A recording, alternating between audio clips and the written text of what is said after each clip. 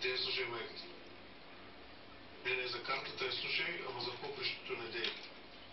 Слушай, какво разбирам аз от борси, морси, акции? Ще прочетеш. Човек като иска на всичко може да се научи. Като се женихме, 2 яйца не може да научиш. Сега си бог в кухнята. Инвестициите нямат нищо общо с готвенето. Тате, лесно е. Бата на една моя съучиечка играе на борсата в интернет и казва, че добри пари печели. He's licking my finger. Пък аз съм лайк. Кога стана тя скъде и готови, ще съм зверски гладна. Ето и да не можеш да инвестираш в хотелски риболов. Богатите винаги ще се интересуват от морски дарове. Фрутти ди маре. Направо ще объркаш. Я ме питай тая твоята съученичка, какво точно прави брат?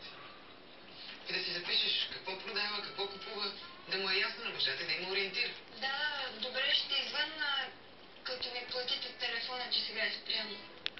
Аз по-добре... Bye.